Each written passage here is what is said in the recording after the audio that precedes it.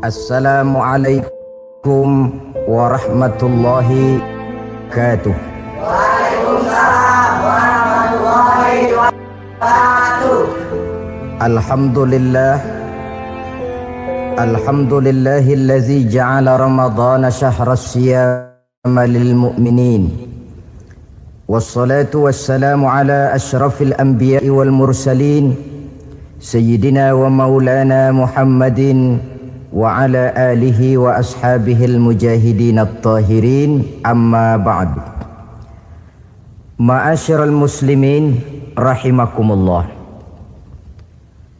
Dari jumlah 12 bulan yang ada dalam agama kita, yang dihitung sejak Muharram sampai dengan bulan Zulqa'dah, maka Ramadan mendapat gelar Sayyidus Syuhur.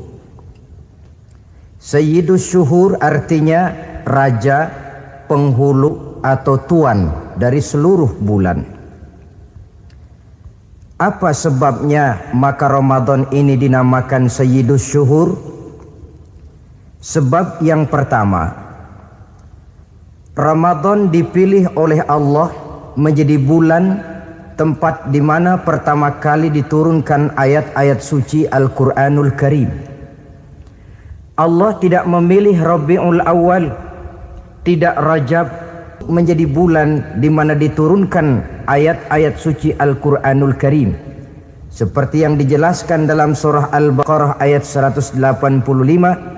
A'udzu billahi minasyaitonir rajim.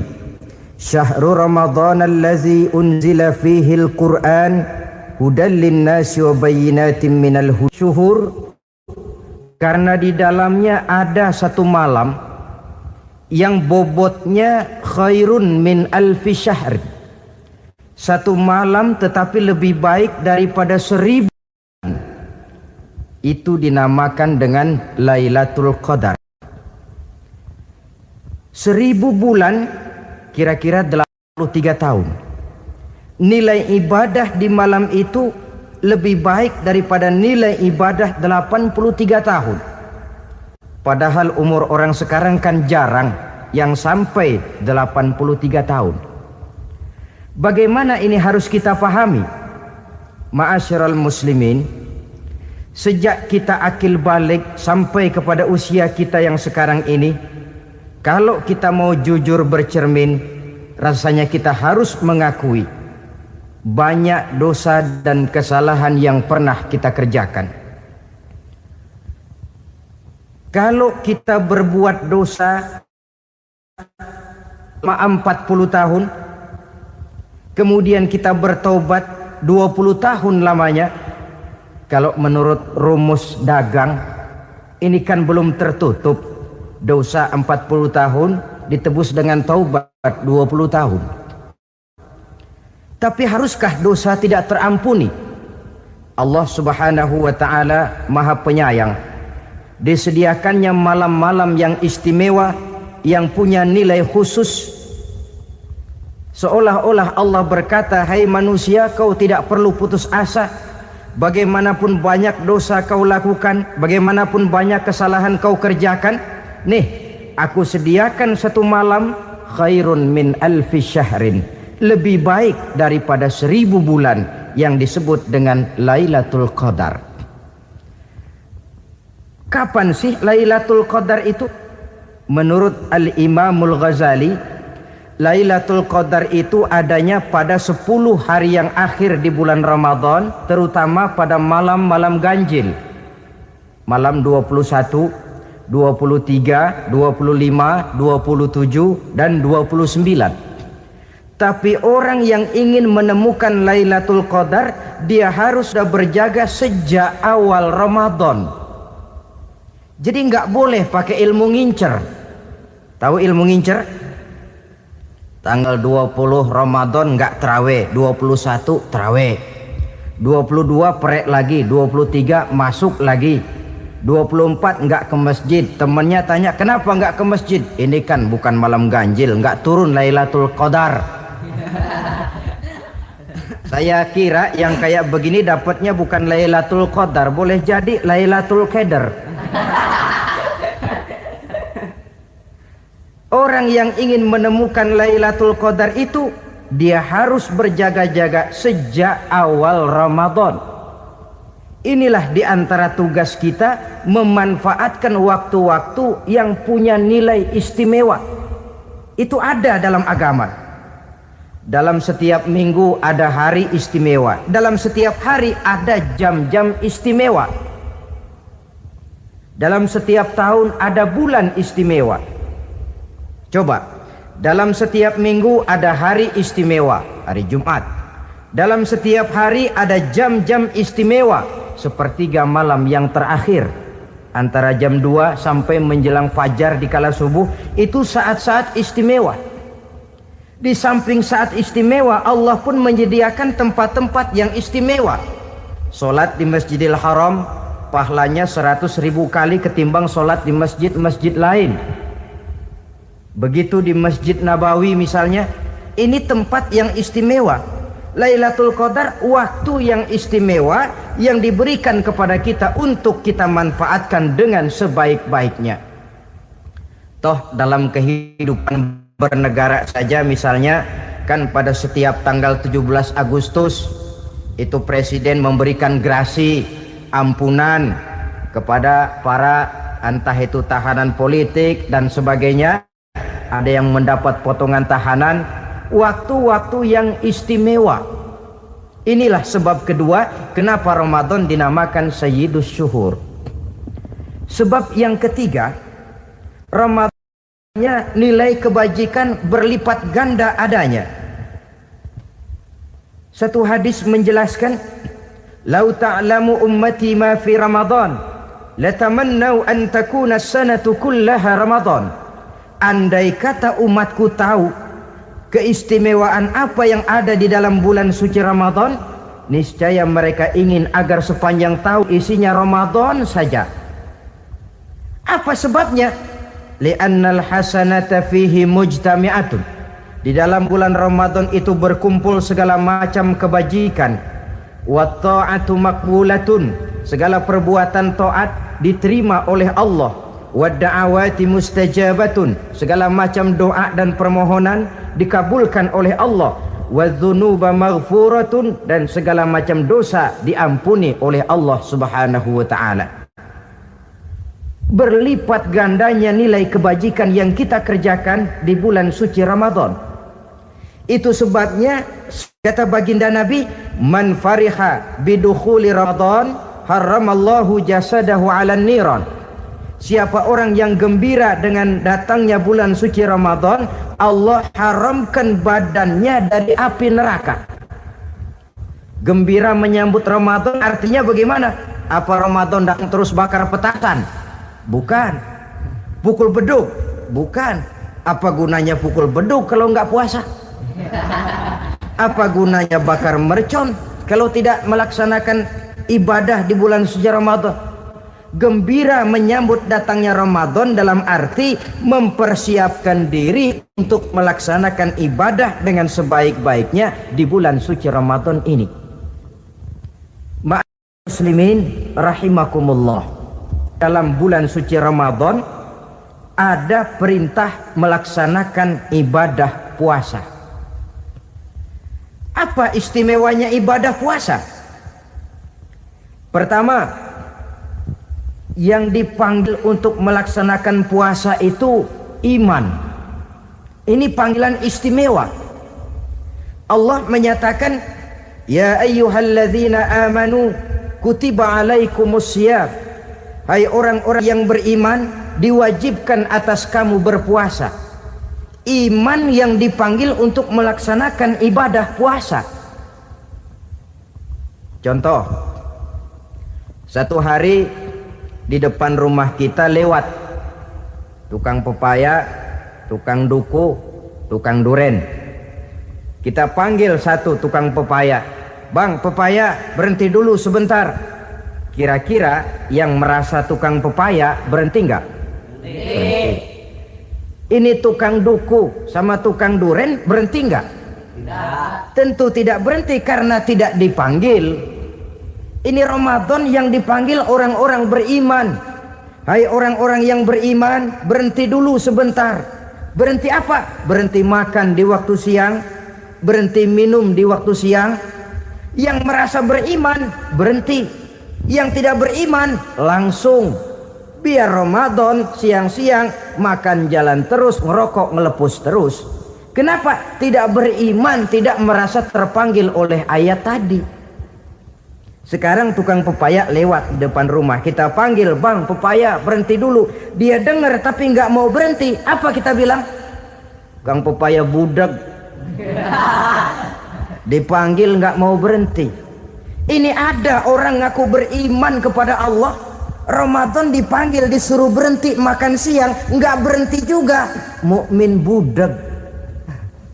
Disuruh berhenti minum di waktu siang, nggak berhenti juga. Mukmin budak. Ini istimewanya puasa. Panggilan difokuskan kepada iman. Hai orang-orang yang beriman. Allah tidak bilang hai orang-orang yang sudah masuk Islam. Tidak. Ya ayyuhallazina aslamu. Tidak. Ya ayyuhallazina amanu yang dipanggil. Hai orang-orang yang beriman. Nilai nurani yang paling dalam itu yang dipanggil melaksanakan ibadah puasa. Lalu orang beriman yang bagaimana yang wajib puasa? Pertama, dia sudah balik. Yang kedua, berakal sehat. Yang ketiga, dia mampu berpuasa. Orang beriman macam ini, balik, berakal sehat, mampu melaksanakan puasa. Kalau cukup syarat ini, dia wajib puasa. Kurang syarat, tidak wajib puasa. Jadi kalau di bulan Ramadan ada teman kita tidak puasa, jangan heran barangkali syaratnya kurang.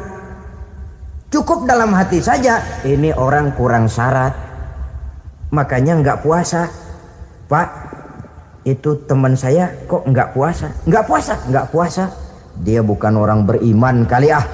Orang yang tidak beriman itu tidak wajib puasa. Beriman kok Pak? Iman, tapi nggak puasa, nggak puasa. Belum balik kali ah. Belum balik, cuma badan doang gede. Bongsor kali itu. Belum balik. Sudah kok Pak, sudah balik, sudah. Tapi nggak puasa, enggak. Gila kali dia ah. Akal itu tidak wajib puasa. Waras Pak, dia tidak gila, tidak. Barangkali dia tidak mampu melaksanakan puasa karena terkena uzur syar'i. Ini keistimewaan puasa yang pertama yang dipanggil melaksanakannya iman. Keistimewaan yang kedua, oleh karena yang dipanggil iman, maka puasa dinamakan ibadah sirriyah, ibadah rahasia. Kalau kita sembahyang, orang lihat kan? Lihat enggak? Lihat. Kita bayar zakat, orang tahu. Kita pergi haji, apalagi pergi haji sekampung nganterin. Tapi kita puasa atau tidak puasa, yang tahu kan cuma kita dan Allah saja. Pura-pura sedekah nggak bisa. Pura-pura sholat ketahuan, gerakannya mesti canggung. Pura-pura pergi haji, kemana perginya? Tapi pura-pura puasa gampang. Namanya ibadah sirriyah. Bulan puasa jam 8 pagi makan. Keluar rumah bibir lap yang kering. Jalan lemesin dikit. Ada angin belaga miring. Temennya tanya, "Lu lemas amat, gue lagi puasa nih." Orang lain bisa dibohongi. Sebab puasa memang merupakan ibadah sirriyah yang tahu cuma kita dan Allah saja. Karena dia ibadah rahasia, puasa ini sulit terkena penyakit riya. Ibadah yang lain karena kelihatan orang gampang kena penyakit riya, to show only. Sholat karena kelihatan orang gampang kena penyakit riya. Karena saya jadi imam, misalnya di belakang saya lihat ada mertua, wah saya bikinlah sembahyang saya mantap-mantap, pakai serban, pakai siwak, bahasanya saya paseh-pasehin kayak orang 16 tahun di Mekah. Wah, ufolli warwal maghribi salasa raka'atin Allahu Akbar. Surahnya saya cari yang panjang-panjang, paling pendek Sabbihis sama Wadduha. Akibat apa itu? Riya, di belakang ada calon mertua. Tapi kalau sholat sendirian dalam kamar, boro-boro pakai serban dan siwak, kadang-kadang kaos kutang saja cukup. Surahnya jangan Sabbih sampai Wadduha, langganannya Inna A'toinakal Kautsar sama Qul Huwallahu Ahad. Karena sholat terlihat orang, mudah kena penyakit riya. Sedekah pun begitu. Mulanya niatnya cuma mau sedekah 5.000, karena ada orang yang disegani naik 10.000, yang 5.000 sudah karena orang. Jadi ibadah yang lain itu mudah terkena riya, tapi juga mudah dinilai orang. Kita bisa saja bilang itu orang sholatnya khusyuk ya. Kenapa? Kelihatan dari gerakannya. Itu orang hajinya mabrur ya. Kenapa? Kelihatan dari tingkah lakunya setelah pulang haji. Tuh orang sedekahnya berani ya. Kenapa? Ketahuan dari jumlahnya. Ibadah yang lain bisa dinilai, tapi puasa nggak bisa dinilai. Tuh orang puasanya mantap bener ya. Kenapa? Beludah melulu. Itu bukan ukuran. Itulah sebabnya dia dinamakan ibadah sirriyah, ibadah yang abstrak, yang tahu cuma si pelaksana dan Allah saja. Ini keistimewaan puasa yang kedua. Yang ketiga, saudara-saudara, kalau ibadah-ibadah yang lain, ganjaran pahalanya itu dijelaskan oleh Allah. Sedekah kalau ikhlas pahalanya begini. Haji kalau mabrur pahalanya ini. Sembahyang berjamaah pahalanya ini. Untuk puasa tidak. Puasa Allah cuma bilang as-siyamu li wa ana ajzi bihi. Puasa adalah untukku, aku yang akan membalasnya. Berapa besar balasannya tidak dijelaskan oleh Allah. Apa artinya ini? Kalau saudara kerja, mandor bilang, sampean kerja sama saya, gaji satu hari 5.000. Ketahuan kan, sehari 5.000. Kita bisa kong kali kong. Ada mandor rajin, nggak ada mandor kendor. Pokoknya sehari 5.000. Tapi kalau mandor cuma bilang, kau kerja sama aku, gajimu nanti aku yang atur. Tidak dijelaskan, nanti aku yang atur. Ini kan mestinya kita kerja hati-hati. Sebab apa? Mungkin gaji kita lebih besar dari jumlah 5.000 kalau kerjaan memuaskan. Mungkin tidak digaji sama sekali kalau kerjaan berantakan. Tidak dijelaskannya pahala puasa menjadi sugesti bagi kita untuk melaksanakan ibadah ini dengan sebaik-baiknya. Mungkin gaji sangat besar, mungkin tidak digaji sama sekali. Sebab kata Nabi, kam min shaimin laisa lahu min siyamihi illa al-ju' wal 'ajz. Berapa banyak orang puasa, dia tidak memperoleh apa-apa dari puasanya kecuali lapar dan haus saja. Puasa sah, kewajiban gugur, nilai 0. Tidak dapat apa-apa kecuali lapar dan haus. Jadi inilah keistimewaan daripada ibadah puasa. Saudara hadirin yang saya hormati, kemudian apa sih perlunya kita melaksanakan ibadah puasa ini? Pertama, kita perlu melaksanakan ibadah puasa agar dalam hidup ini kita bisa mengendalikan hawa nafsu. Perut besar, tempat bersarangnya energi yang melahirkan gerak dan merupakan kendaraan utama daripada iblis. Mudah menimbulkan rangsangan yang namanya syahwat. Kalau itu kita kendalikan, maka langkah hidup ini akan menjadi lurus karenanya. Benar kalau Nabi menyatakan, iza jaa Ramadan futihat abwabus sama wa ghulliqat abwabun nar wa sufsidatis sayatin. Apabila datang bulan suci Ramadan, dibuka pintu langit, dibuka pintu surga, ditutup pintu neraka, dan diikat setan-setan itu. Siapa yang ikat setan? Puasa kita. Dengan puasa kita mengendalikan nafsu. Kalau nafsu kita kendalikan, setan nggak berkutik. Jadi yang mengendalikan nafsu itu nilai puasa. Nafsu terkendali, setan terikat. Kalau puasa, kalau nggak puasa, setannya ngebludak. Jadi jangan digambarkan, wah kalau bulan puasa setan dirantai. Rantainya kayak apa? Yang rantai siapa? Arti setan diikat di sini ialah nafsu dikendalikan. Dengan apa? Mengatur makan dan minum. Puasa kan sebenarnya logikanya mengatur perpindahan waktu makan dan minum saja.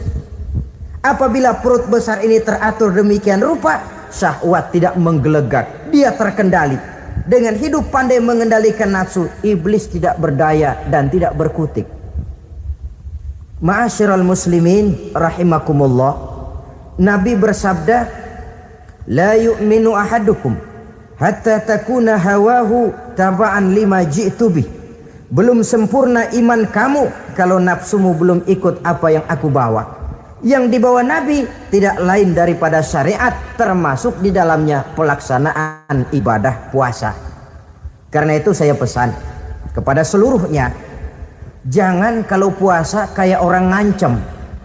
Siang bisa mengendalikan nafsu, tapi begitu maghrib berbunyi, nafsu sudah tidak terkendalikan lagi. Itu namanya puasa orang ngancem.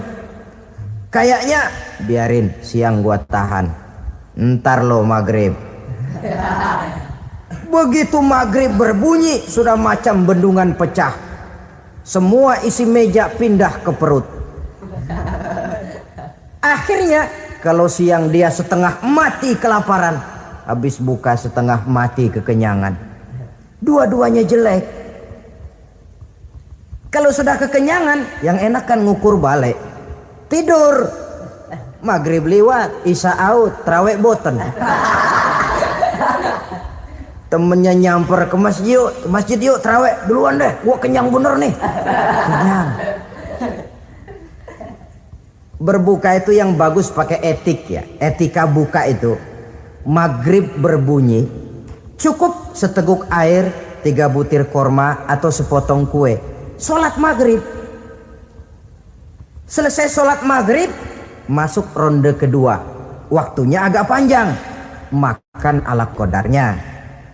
Selesai makan, berangkat ke masjid, isya tarawih. Pulang tarawih, masuk ronde ketiga. Waktunya panjang, mau habis-habisan juga nggak apa-apa. Tapi kalau begitu maghrib berbunyi langsung dipukul 1 ronde, kita yang rubuh. Kekenyangan. Waktu siang dia sanggup mengendalikan nafsu, tapi begitu maghrib berbunyi, nafsu sudah tidak terkendali lagi. Asar pengaruh puasa tidak akan membekas dalam jiwanya. Siang jelas puasa, nggak boleh ngerokok. Begitu maghrib sampai imsak kayak lokomotif, kelebul nggak berhenti. Tidak lagi sanggup mengendalikan diri, mumpung boleh katanya. Sampai pernah kejadian ada orang bangun sahur kesiangan, bingung dia waktunya tinggal dikit. Mau sahur dulu nggak keburu ngerokok, mau ngerokok dulu takut nggak keburu sahur. Akhirnya bareng, sebelah nyuap nasi, sebelah ngerokok. Itu macam mana rasanya kalau sudah kayak begitu itu. Padahal pengaruh daripada melaksanakan puasa akan terlihat dari sejauh mana seseorang dalam hidup mampu mengendalikan nafsu. Bukan pada waktu memang dilarang, tapi pada waktu diizinkan. Di situ yang paling kelihatan. Kalau waktu siang saudara mampu mengendalikan nafsu, itu jelas saja memang seharusnya wong puasa. Malam dalam keadaan makan boleh, minum boleh, masih mampu mengendalikan nafsu, dalam arti makan dan minum pada batas yang wajar saja.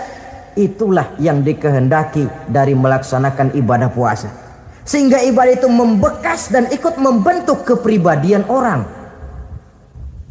Sekali lagi, jangan cuma waktu siang saja bisa mengendalikan nafsu. Di waktu malam pun dalam kondisi yang memang dihalalkan, kita juga hendaknya mampu mengendalikan nafsu. Jadi inilah perlunya puasa yang pertama, supaya kita bisa mengendalikan nafsu. Yang kedua, puasa itu melatih kita hidup sederhana. Orang sufi mengajarkan orang yang paling kaya ini sebenarnya orang yang hidupnya paling cukup. Sedangkan orang miskin adalah orang yang kebutuhannya kelewat banyak. Maka yang paling kaya, bahkan yang maha kaya, itu sebenarnya cuma Allah. Sebab apa? Dia nggak perlu apa-apa. Makin banyak keperluan kita, makin miskin kita. Coba orang puasa lihat. Kalau sudah jam 2, jam 3, itulah barangkali memang termasuk godaannya dalam melaksanakan ibadah puasa. Kalau jam 1 siang, jam 2 siang, jangankan makanan enak, nangka busuk kita lihat legit. Barangkali cobaan di dalam melaksanakan ibadah puasa. Tapi kalau sudah maghrib berbunyi, berbuka kita kena seteguk air, sepotong roti, 3 butir korma, kenyang rasanya. Kemana keinginan yang tadi begitu menggebu-gebu? Oh, bisikan nafsu rupanya itu. Makin dalam kita merenung, makin sampai kita kepada bentuk kesederhanaan di dalam hidup ini.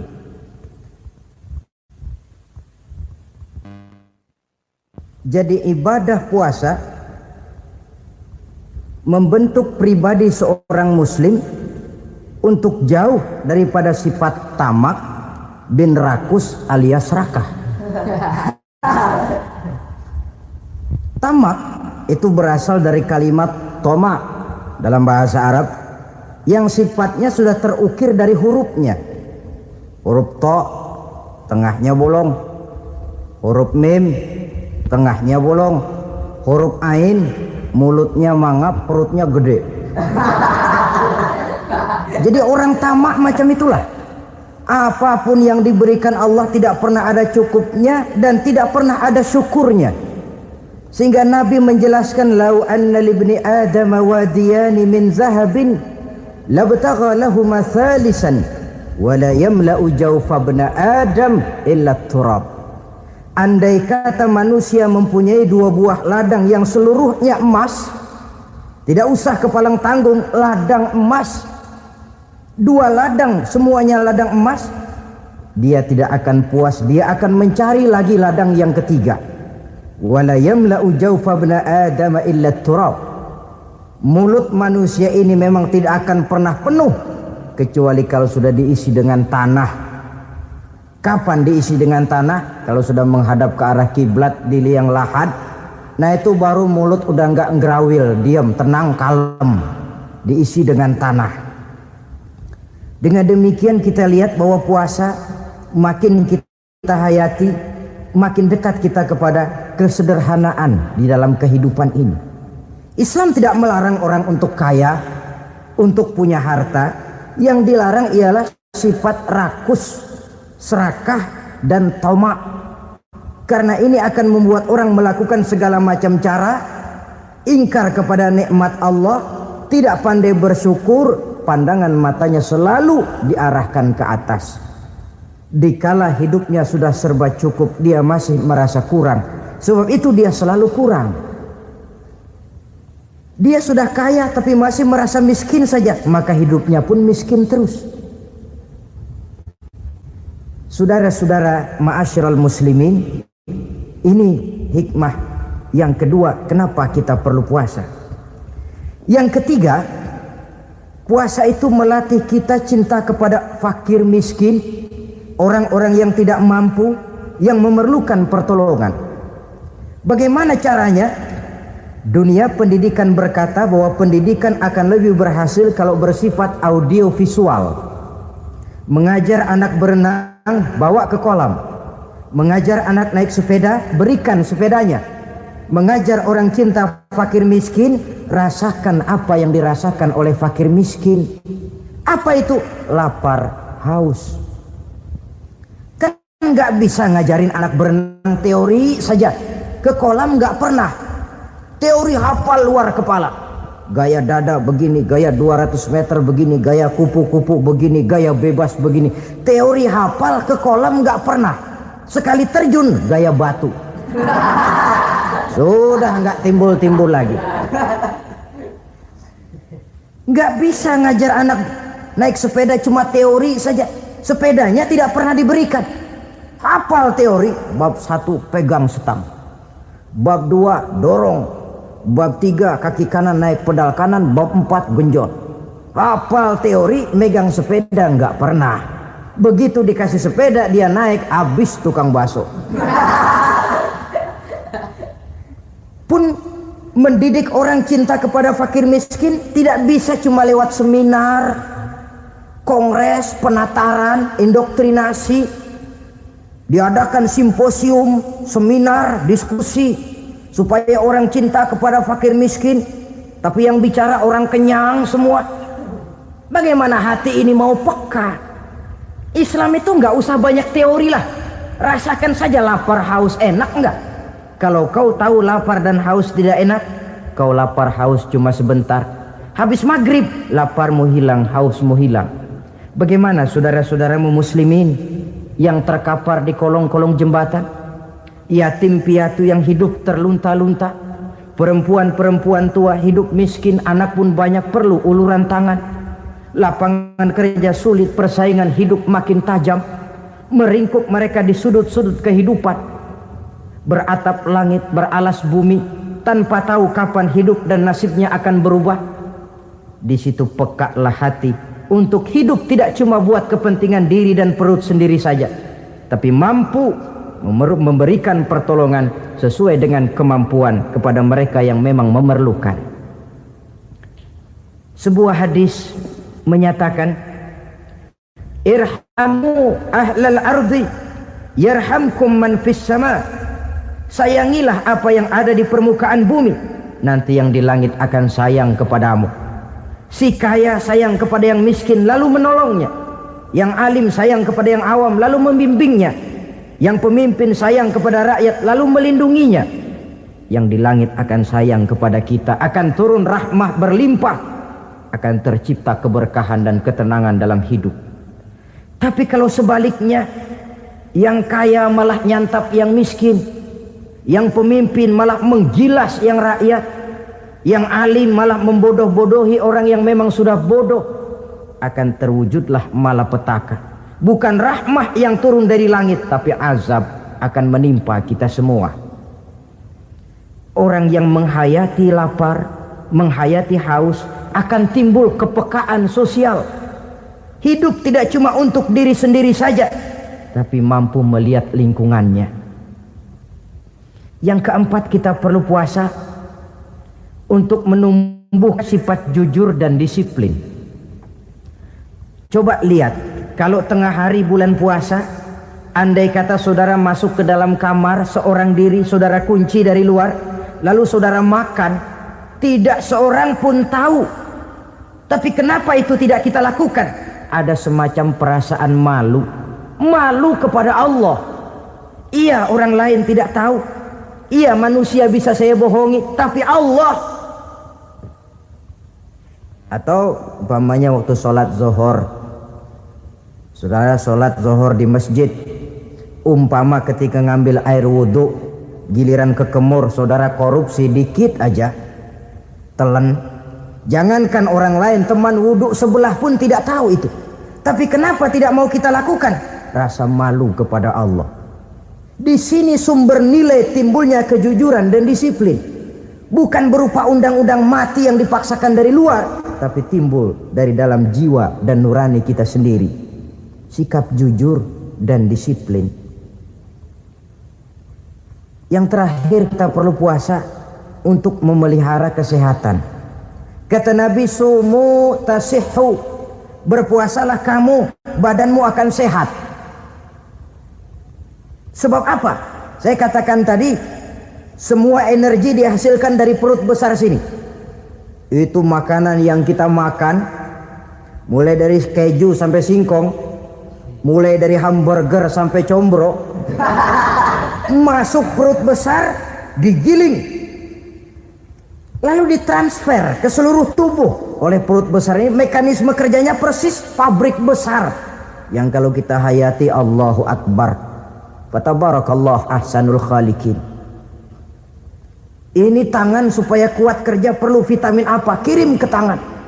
Mata supaya awas perlu vitamin apa? Kirim ke mata. Bibir supaya nggak pecah perlu vitamin apa? Kirim ke bibir. Oleh perut besar ditransfer ke seluruh tubuh. Sisanya yang nggak perlu keluar jalan belakang. Kalau perut besar ini terus menerus bekerja ibarat mesin diforsir, dia akan cepat rusak. Maka datang bulan Ramadan, perut besar itu jangan terlalu diporsir, diberikan tenggang waktu istirahat. Sehingga Nabi memberikan jaminan, sumu tasihhu, berpuasalah kamu, pasti kamu akan sehat. Buktinya orang mati kelaparan banyak, tapi yang mati karena puasa, kalau puasanya betul, nggak ada. Maka Islam itu agama yang sesuai dengan fitrah ya. Buktinya apa? Puasa wisol itu bukan saja tidak boleh, tapi haram. Puasa wisol artinya puasa nyambung, dari pagi sampai maghrib sampai malam sampai besok pagi lagi terus-terusan puasa, haram, karena itu bertentangan dengan fitrah. Islam tidak, cukup dari waktu imsak sampai datang waktu maghrib. Kenapa? Menurut perhitungan itu sesuai dengan daya kemampuan maksimal manusia. Sudah diukur itu. Wong Allah yang bikin manusia kok. Jadi kalau Allah perintah puasa, itu sudah dalam kemampuan daya tampung dari kapasitas yang dimiliki manusia. Orang mati kelaparan banyak, yang mati karena puasa nggak ada. Belum pernah saya dengar ada warta berita, sari berita-berita penting dalam siaran ini, gara-gara bulan puasa orang Islam pada mati. Nggak ada. Yang mati kelaparan banyak, tapi yang mati karena puasa tidak ada. Nabi menjamin, sumu tasihhu, berpuasalah kamu, pasti badanmu akan sehat. Ma'asyiral muslimin, kalau sudah tahu kita apa perlunya kita berpuasa, pembicaraan akan saya lanjutkan bagaimana seharusnya kita puasa. Puasa yang ideal itu yang bagaimana? Al-Imamul Ghazali menjelaskan, orang yang puasa itu ada 3 macam. Pertama, saumul awam, puasanya orang kebanyakan. Orang macam ini merasa sudah puasa asal tidak makan tidak minum, puasa sudah. Pokoknya tidak makan tidak minum itulah puasa. Ini puasanya orang awam. Matanya tidak pernah puasa, kupingnya tidak puasa, kakinya tidak puasa, tangannya tidak puasa. Ini puasa orang awam kebanyakan. Hasilnya tidak mustahil seperti yang dikatakan Nabi tadi. Berapa banyak orang puasa tidak mendapat apa-apa dari puasanya kecuali lapar dan haus. Puasa sah, kewajiban gugur, nilai 0. Kan rugi ibadah semacam itu. Sebab jangan lupa, yang membatalkan itu kan 2. Ada yang membatalkan pahala puasa, ada yang membatalkan puasa. Bedanya apa? Kalau puasa batal, pahala jelas batal. Tapi kalau pahala yang batal, puasanya mungkin sah, kewajibannya gugur, tapi pahala tidak ada. Kalau yang membatalkan puasa sih umumnya kita bisa jaga itu. Sebab apa? Masalahnya konkret, kelihatan. Apa yang membatalkan puasa? Misalnya makan dan minum yang disengaja walaupun sedikit, batal. Sedikit tapi sengaja tidak mengenyangkan, batal. Mamanya pentol korek yang kecil itu, sengaja telan waktu puasa, batal. Kan sedikit pak, nggak kenyang kok. Sengaja itu yang bikin batal. Tapi kalau tidak sengaja seperti lupa, itu tidak batal. Misalnya hari pertama puasa, habis sembahyang subuh tidur, bangun jam 8, lupa kebiasaan, langsung aja nyerbu ke dapur. Dapat sepiring setengah, ingat, astagfirullah lagi puasa, betul. Setelah ingat bagaimana? Yang masih ada di mulut keluarkan, berkemur, lanjutkan puasanya, sah. Perkara sepiring setengah yang udah kadang masuk bagaimana Pak? Itu rezeki. Lawang orang lupa. Lupa itu kan jenis yang ma'fu anhu, jenis yang dimaafkan. Makan dan minum yang disengaja walaupun sedikit, batal. Batal puasanya. Apalagi muntah yang disengaja, batal puasa itu. Ukuran sengaja kan kita tahu. Apalagi hilang akal seperti gila atau pingsan, batal puasa. Apalagi hubungan suami istri di waktu siang secara sengaja, batal. Kalau sengaja. Kalau nggak sengaja, enggak. Namanya nggak sengaja. Umpamanya, saya nggak sengaja Pak, tahu-tahu udah nyampe situ, gimana? Ya nggak batal, cuma begitu ingat, buru-buru selesai mandi, lanjutkan puasanya, sah. Jangan begitu ingat sih ingat Pak, puasa cuman tanggung. Nah, ini tanggung ini yang bikin jadi batal. Dan jangan lupa, orang yang membatalkan puasa karena hubungan suami istri, dendanya paling berat. Seorang sahabat pernah lapor, halaktu ya Rasulullah, ya Rasul, celaka saya. Ma ahlaka, apa yang bikin kamu celaka? Saya lagi puasa Ramadan ya Rasulullah, saya nggak tahan. Lalu saya nyelonong sama istri saya, pengantin baru ini rupanya. Nyelonong bagaimana? Ya nyelonong.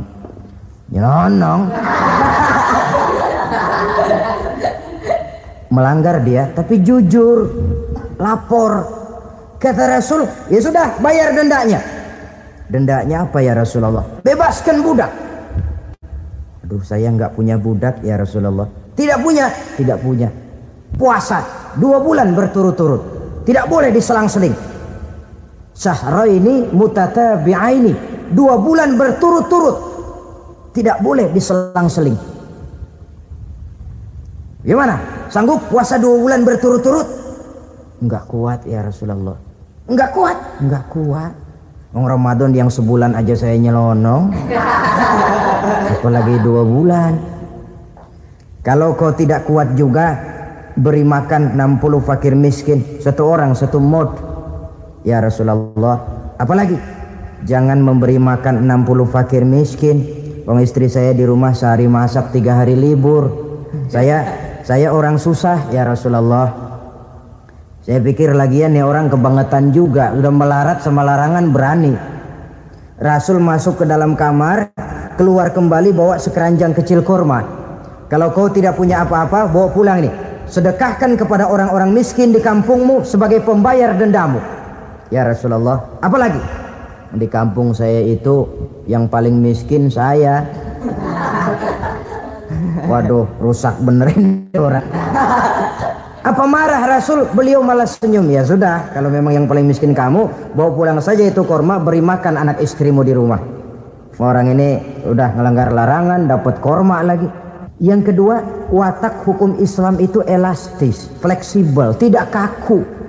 Tidak kalau sudah begitu ya mesti begitu, itu tidak. Yang sering kaku kan kitanya umat Islam di dalam memahami Islam. Saudara hadirin yang saya hormati, yang tidak boleh itu pun di waktu siang. Kalau malam sejak maghrib sampai sebelum imsak, pada awal perintah puasa tidak boleh. Tapi ternyata banyak juga yang nyerempet-nyerempet. Sampai Allah turunkan, uhilla lakum lailatas siyami arrafasu ila nisaikum. Dihalalkan bagi kamu pada malam puasa bergaul dengan istrimu. Jadi barangkali di antara pendengar ini ada yang pengantin baru, tolong sabarlah di waktu siang. Tunggu maghrib berbunyi. Kalau sudah maghrib habis buka, mau buka lagi juga nggak apa-apa. Terserah saja. Ini yang membatalkan puasa. Yang kita sulit mengontrol, yang membatalkan pahalanya. Apa misalnya? Ngomong-ngomongin orang. Puasa. Ngomongin orang jalan terus. Itu ya tetangga kita. Kenapa emang? Oh, anu. Kita sih bukan ngomongin orang ini. Bukan ngomongin orang katanya. Ngomongin tuyul. Anu. Bohong. Orang puasa bohong apa puasanya batal? Tidak. Puasanya sah. Yang batal mungkin pahalanya. Saudara-saudara ma'asyiral muslimin rahimakumullah. Mata, ya, terutama di kota-kota besar, menjaga mata ini kadang-kadang kita nggak pengen lihat tapi kelihatan. Sebab itu memang yang tidak boleh ngeliatin. Kalau kelihatan lain, kelihatan itu kan rezeki. Orang kita nggak mau tapi kelihatan. Yang kelihatan itu sebentar. Kata Imam Ali, nazaratul ula laka wasaniyatu alaika. Pandangan pertama untukmu, yang kedua atasmu. Jadi begitu kelihatan, ya sudah. Jangan kelihatan tapi manteng aja nggak mau. Ya ini mantengnya ini yang jadi urusan. Saudara hadirin yang saya hormati, dengan kata lain, berusahalah kita untuk puasa zahir batin. Itu yang pertama tadi. Puasa tingkatnya orang saumul awam disebut. Tingkat yang kedua, saumul khawas, puasanya orang khusus. Bagaimana ini? Di samping tidak makan dan tidak minum, panca inderanya sudah ikut puasa. Matanya puasa, kupingnya puasa. Asal ada diajak ngomong-ngomongin orang, maaf ya, kuping saya lagi puasa. Kakinya puasa, diajak jalan ke tempat yang tidak baik, dia bilang maaf saja, kaki saya lagi puasa. Diajak nyolong, maaf, tangan saya lagi puasa. Tidak cuma sekedar tidak makan dan tidak minum, panca inderanya sudah ikut puasa. Sekurang-kurangnya seperti inilah puasa kita, zahir batin. Nah, yang tertinggi disebut saumu khawasil khawas, puasa orang khusus yang lebih khusus lagi. Ini sudah the first class ini, puasanya orang VIP. Bagaimana puasanya orang ini? Di samping tidak makan dan tidak minum, puasa panca inderanya, hatinya juga sudah ikut puasa dari seluruh keinginan yang selain Allah. Wah, ini kelas tinggi. Orang yang puasa macam ini, andai kata jam 3 sore dia berpikir, ntar sore buka pakai apa ya, dia menganggap batal pahalanya. Kenapa? Masih mikirin makanan. Kalau kita kan bukan cuma mikirin, ngancem. Waduh, jam 5 di meja udah berderek es kopior, kelapa muda, cendol. Apa yang mau diminum lebih dulu? Tingkat yang tertinggi ini, hatinya juga puasa dari semua keinginan yang selain Allah. Idealnya sekurang-kurangnya kita puasa zahir batin. Zahirnya menahan diri dari yang membatalkan puasa, batinnya mencegah diri dari yang membatalkan pahala puasa kita itu. Ma'asyiral muslimin rahimakumullah. Terakhir, Rasulullah sallallahu alaihi wasallam membagi bulan Ramadan itu menjadi 3 bagian. Sepertiga yang pertama, tanggal 1 sampai 10 Ramadan, masa turunnya rahmah, turunnya kasih sayang Allah. Kalau istilah sepak bola, tanggal 1 sampai 10 Ramadan ini disebut babak semifinal, babak penyisihan. Sepak bola itu kalau baru tingkat babak penyisihan, pesertanya banyak. Seluruh kesebelasan turun bertanding, babak penyisihan. Ramadan tanggal 1 sampai 10 babak penyisihan, putaran pertama. Pasaran puasa rame. Masjid musola full house, meledak, tidak sanggup menampung jamaah yang tarawih itu. Yang tadarus meriah. Kenapa? Maklum babak penyisihan, seluruh kesebelasan turun bertanding. Tanggal 1 sampai tanggal 10 Ramadan. Bila itu selesai, selesailah putaran pertama, masuk putaran kedua. Sepertiga yang kedua tanggal 10 sampai 20 Ramadan, masa maghfirah, masa turun keyakinan dari Allah, masuk babak semifinal. Sepak bola itu kalau sudah babak semifinal, itu kan sudah banyak kesebelasan yang masuk kotak. Maka 10 Ramadan ke atas, pasaran puasa mulai menurun. Yang nggak puasa mulai nekat. Yang tadarus sudah mulai sayup-sayup sampai. Sementara barisan orang sembahyang taraweh di masjid mulai mengalami kemajuan dengan pesatnya. Barisannya makin maju ke depan. Maklum, tidak semua kesebelasan tangguh. Ada yang sejak bertanding sudah berhitung. Kita sih bakalan yang lain ada. Karena ikut-ikutan teman, karena malu sama mertua, rajin terawih.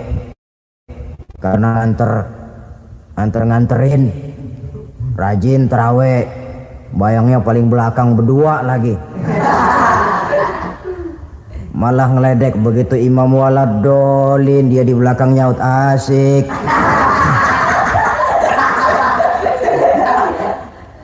Yang kayak begini ini sudah nggak bakal tahan lama, akan gugur di babak semifinal. Puncaknya putaran terakhir tanggal 20 sampai akhir Ramadan, masa itkun minan nar, masa pembebasan dari api neraka. Masuk babak final. Kalau sudah babak final, ya pesertanya nggak banyak sudah. Ramadan tanggal 20 ke atas babak final, pesertanya nggak banyak. Sebab apa? 20 Ramadan ke atas pikiran orang sudah bercabang itu. Yang punya kampung sudah siap-siap mau pulang mudik. Lebaran di kampung, puasa kayak enggak, yang penting pokoknya lebaran.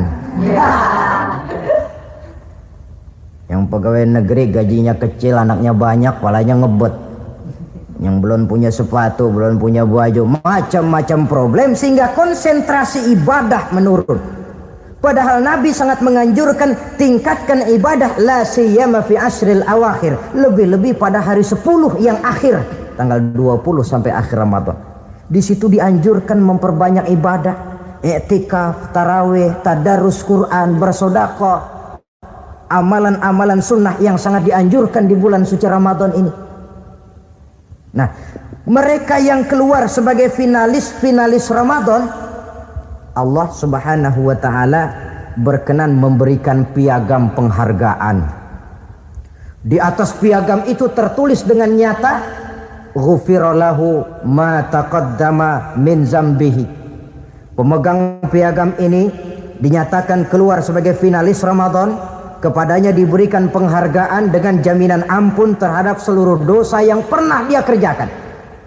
Sehingga dia keluar Ramadan, masuk 1 Syawal seperti bayi baru dilahirkan oleh ibunya.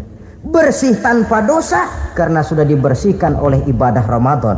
Sehingga masuk Syawal, dia rayakan Idul Fitri, dia pantas mengucapkan minal aidin wal faizin. Minal aidin artinya semoga kita termasuk orang yang kembali. Kembali kemana? Kembali kepada fitrah. Seperti bayi baru dilahirkan oleh ibunya, tidak punya dosa kepada Allah karena sudah dibersihkan oleh ibadah Ramadan. Ini orang yang finalis, puasanya betul, tarawihnya betul, pantas mengucapkan minal aidin. Dan kalau tarawih cuma 2 malam, puasa 3 hari, Lebaran paling rajin, mas minal aidin ya, minal aidin. Nggak tahu diri lo, minal aidin dari mana? Saudara hadirin, dosa kepada Allah bersih oleh ibadah Ramadan. Tinggal dosa kepada sesama manusia berhalal bihalal di hari raya Idul Fitri. Nah, inilah pembicaraan kita pada pertemuan kali ini, dengan harapan mudah-mudahan ibadah kita diterima Allah, kita keluar sebagai finalis yang pada akhirnya masuk ke dalam kelompok minal aidin wal faizin, orang yang kembali suci kepada fitrah dan orang yang beruntung. Dengan semangat inilah kita rayakan Idul Fitri, hari raya kembali kepada fitrah. Terima kasih banyak atas segala perhatian, mohon maaf atas segala kekurangan. Usikum wa nafsi bitaqwallah. Wassalamualaikum warahmatullahi wabarakatuh. Waalaikumsalam warahmatullahi